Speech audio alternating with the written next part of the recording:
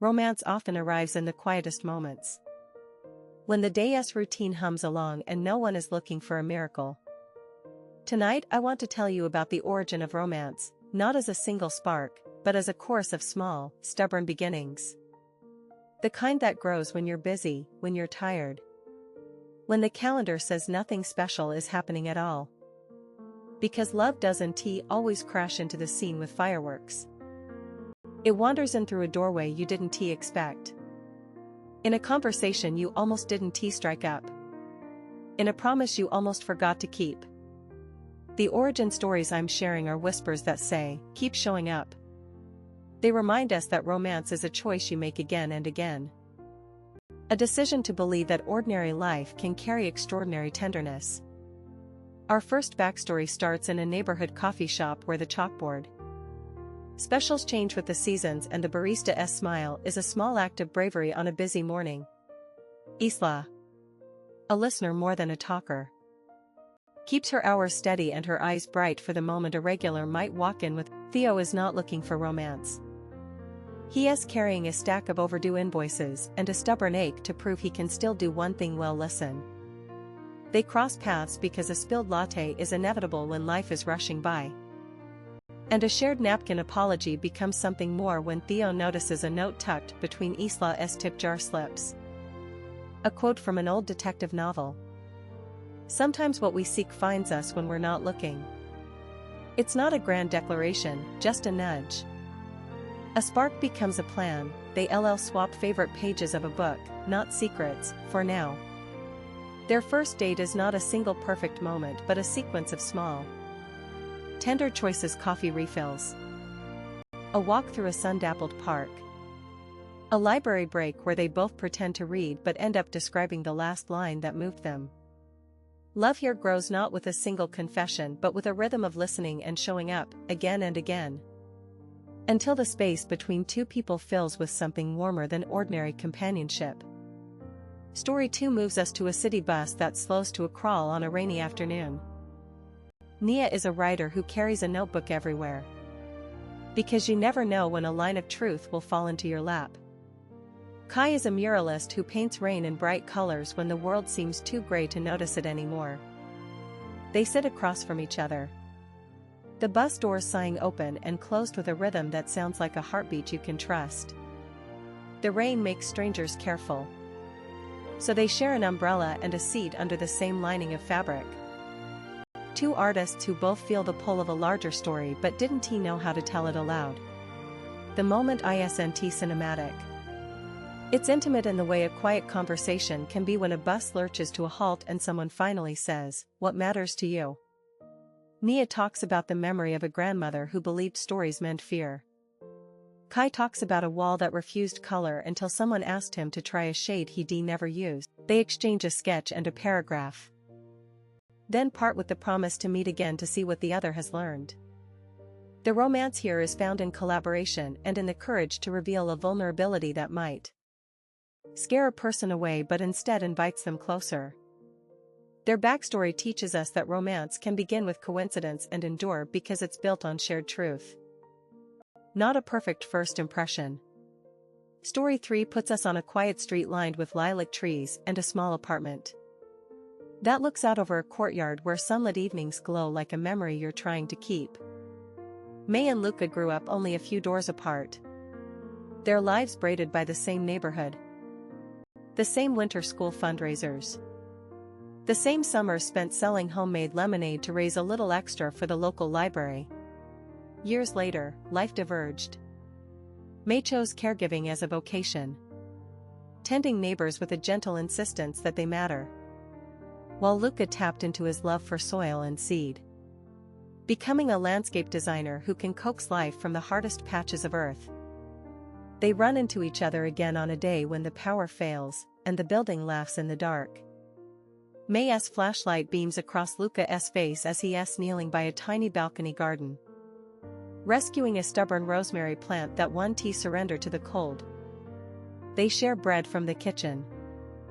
Warmed by a stove that still holds the echo of laughter from past dinners. The conversation starts with what they've learned from watching people struggle and endure. And it deepens into a conversation about what they still hope to give one another.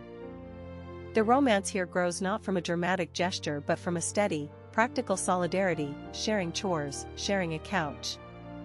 Sharing a future they always hoped might be possible but never admitted aloud.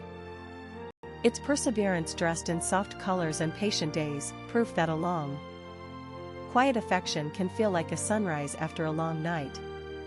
Our fourth backstory arrives in a gallery where light spills across canvases, catching dust motes that drift like tiny stars. The painter is Amara, who sees the world in textures and hues that others overlook. And the librarian turned caricature artist is Jonas, who catalogs stories the way others catalog stamps. They meet the way stories meet readers. By accident in a corridor where a misfiled painting leans against a shelf and blocks a path.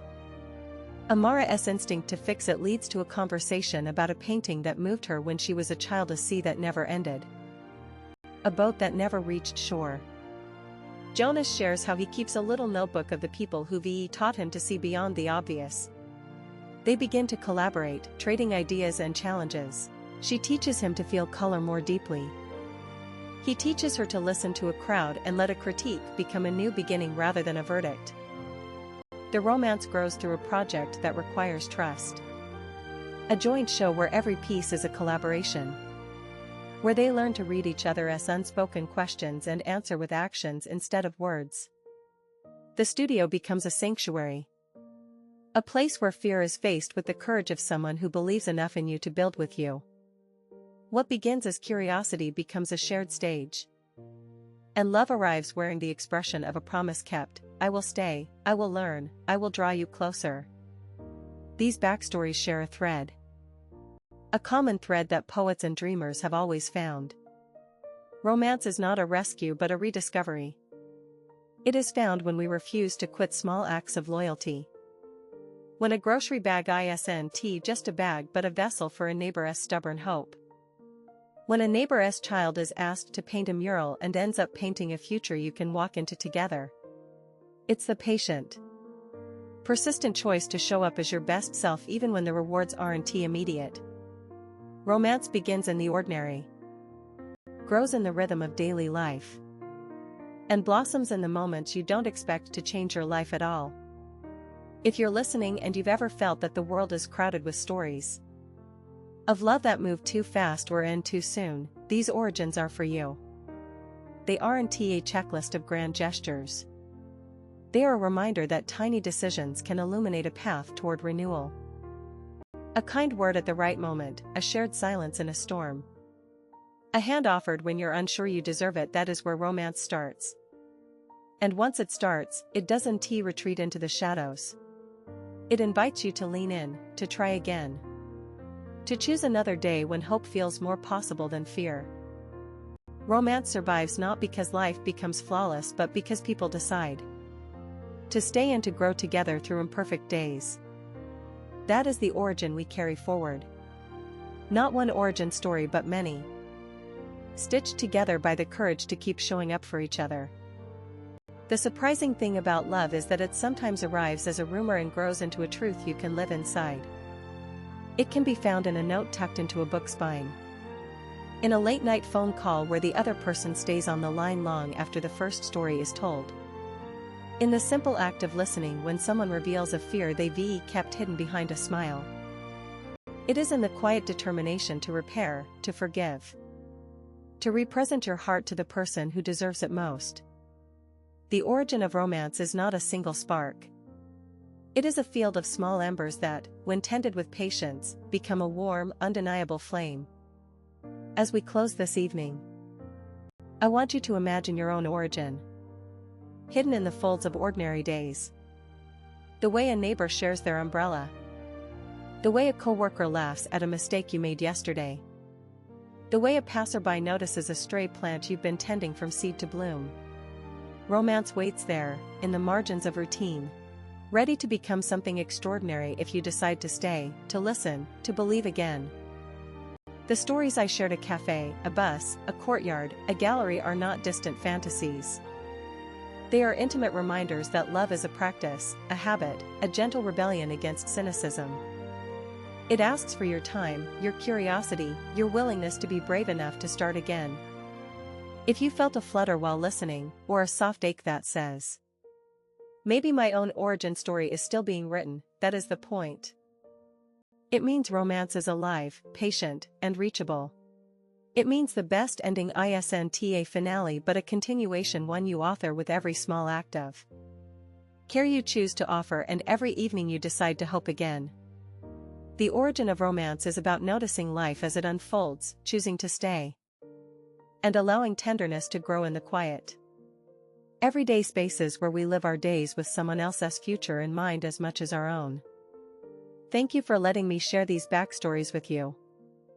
If you carry a belief that love remains possible despite the noise of the world, you've already begun your own origin. And if you're listening with a heart ready for warmth, perhaps tonight you'll notice a moment you'd previously overlooked, a smile from a stranger, a cup of tea shared with a friend, a promise kept in silence. Romance starts when you decide to keep listening for that small, hopeful note and to respond with kindness, with curiosity, with a yes to many more days of being close. May your own origin story arrive on time, in a form you can cradle and grow. A romance not invented but patiently gathered from the ordinary miracle